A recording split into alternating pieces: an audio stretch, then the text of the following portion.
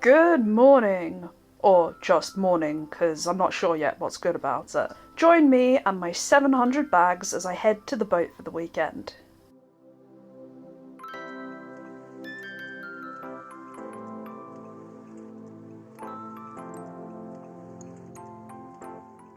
The reason I was up at the crack of dawn was because I needed to be at Market Harbour for 9 AM. Yep, that's right, I'm a park run wanker. I left my 7,000 bags here and secretly hoped they'd be stolen so I wouldn't have to carry them anymore, and then I ran a nice little PB. I arrived at the boat very pleased with myself, but very sweaty and smelly, so I gathered everything I required for a well-needed shower. The water was lovely, but the shower block was freezing. I'm not looking forward to that in the winter. I hung all my dirty clothes in the bathroom to dry out, started unpacking everything, decided I was moments from freezing to death, so made myself one of those little cup pastas to warm up. It was the most delicious thing I have ever eaten. Because I'd brought 7 million bags up with me, I didn't do any food shopping, and I was still hungry, so I headed for a walk down to the local shop. It would definitely be more convenient to drive or cycle to a big shop, but I really enjoy this walk, and it definitely warmed me up. My clean clothes were now sweaty and needed airing out, so I changed into my very last t-shirt and debated if I was more tired or hungry. The hunger won. Top tip, if you're cold and too stingy to put the heating on, leave the oven door open after you've cooked to warm the room up. Is there anything in the world as tasty as the humble slice of toast? I think not. The early morning was definitely catching up on me, so it was time for a nap. Stupidly, I forgot to switch my phone off, and some so-and-so called me and woke me up. It was probably about 4 o'clock in the afternoon at this point, but I decided it was late enough to make up the bed. After a quick hoover, and a long struggle with putting the duvet cover back on.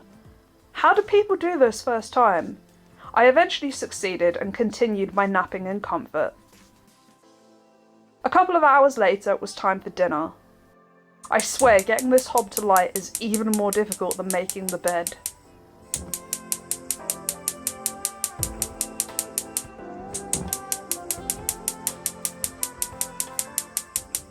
But we got there in the end.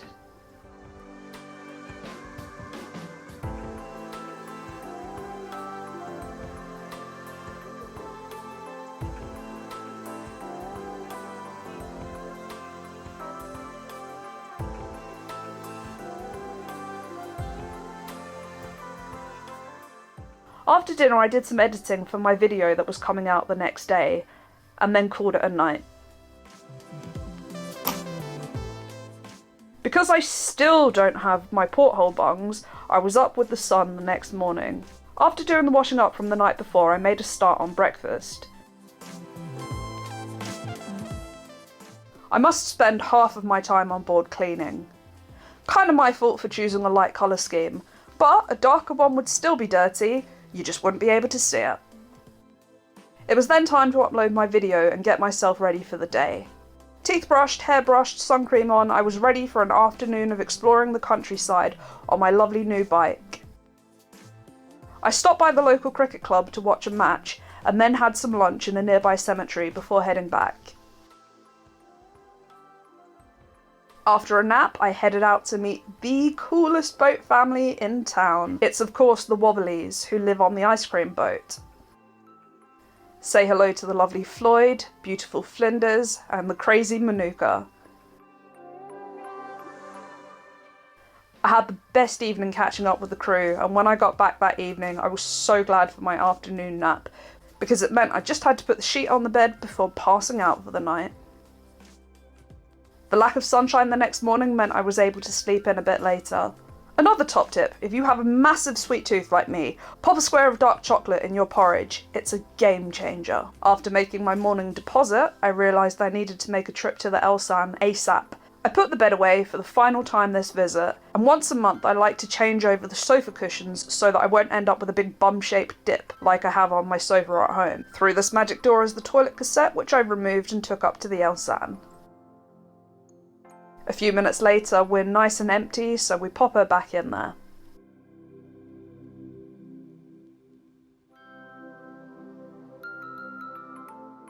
Some more cleaning, and then I ran out to the towpath to wave goodbye to the Wobblies, who were headed off for their next floating market at Shardlow.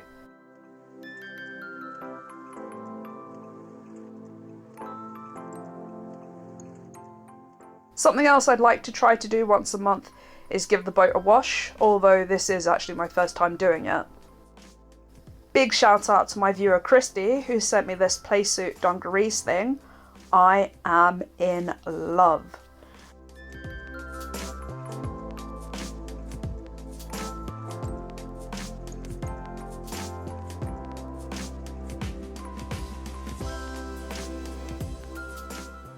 The outside is looking beautiful once again, although these wet footprints inside, not so much. Another hoover, and then I did a bit of flower arranging. I realised I'd left half of the flowers at home, so I'll have to finish that job next week. I burnt some toast for lunch, and because I'm on the dreaded night shift tonight, I had another nap. After that, another little snack, and then a sit down to reflect on the last 2 months of boat life.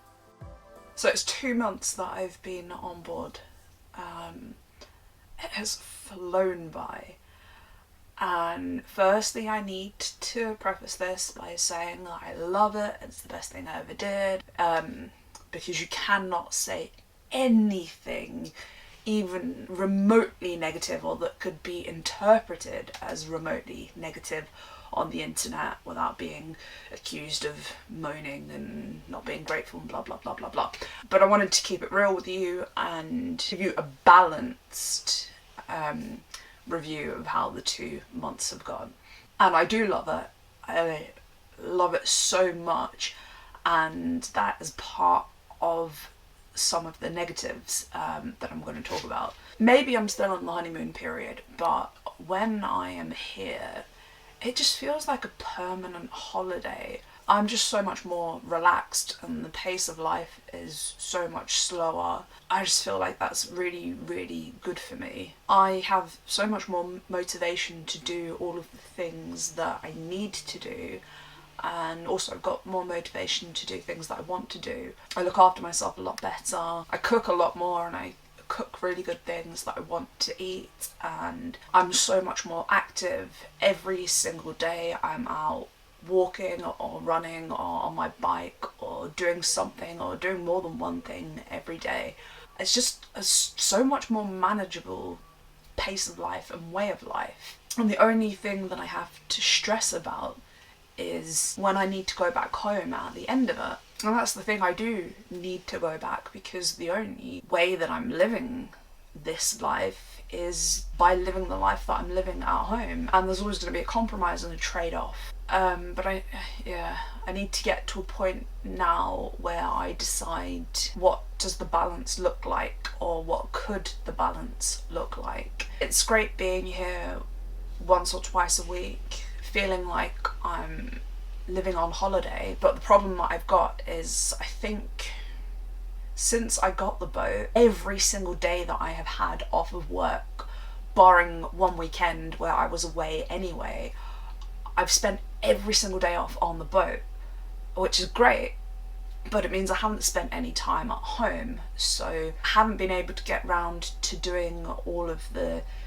things that need to be done at home that you would usually be doing on your day off. Those have been completely neglected in favour of spending time on the boat. And I'm starting to kind of feel the strain of coming up and down so often. Like, it's stressful having to pack a bag every week, having to make sure that I'm leaving on time and on the train on time and blah blah blah, you know.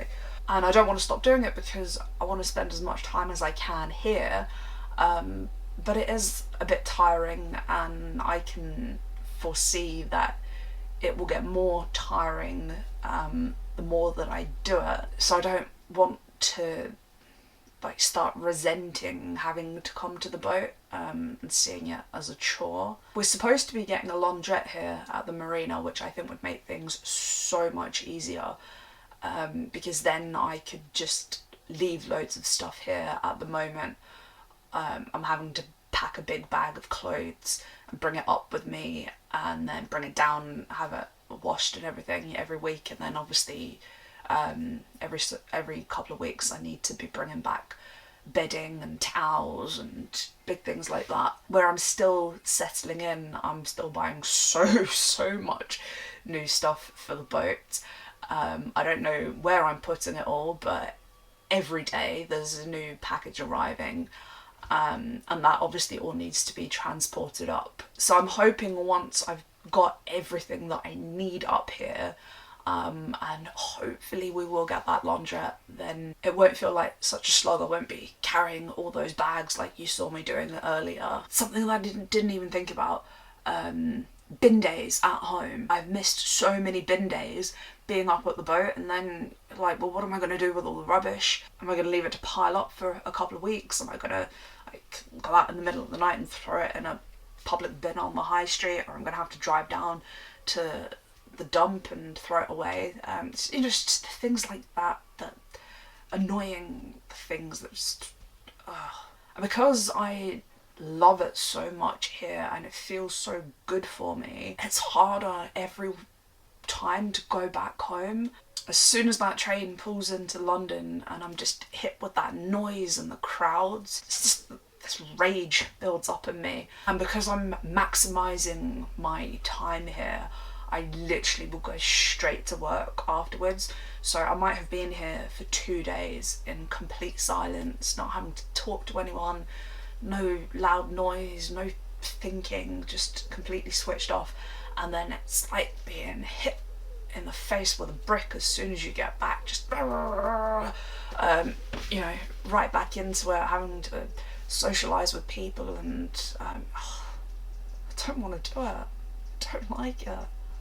So what is the solution if we need a solution? I need to be really careful because it is all just new, and I don't want to make a big life-changing decision just because I've had a few weeks of picnics and pub lunches and bicycle rides, and I will need to see how I feel with the changing seasons, because obviously everything is a lot easier in the summer, but I think I'm going to give myself a year, and if I'm still feeling like this at the end of the year, I'm going to look at options of maybe working part-time so I can spend more time up at the boat. I've looked at calculations for it, it's doable. My medium to long-term aspiration would be to buy myself a little piece of land or a canal side house where I could moor at the bottom of the garden. I think that would be just the dream. But yeah, that's life, isn't it? It's give and take. And if this is me having a moan, then I am very, very lucky that this is the thing I'm moaning about. What I'm living now is unattainable for so many people. I really am living the dream, and I do feel so lucky. I just want to keep being lucky and loving my boat and getting to know her better. And as always, I'm so glad to have all of you coming along on the journey with me. If you do have any questions about the logistics or any aspect of boat life, do let me know. I want to make some more videos about that kind of thing. Next week we should be having a visit from Aintree to sort out all of my snagging issues. So that'd be really good. Until then, thank you as always for watching, and I'll see you again very, very soon.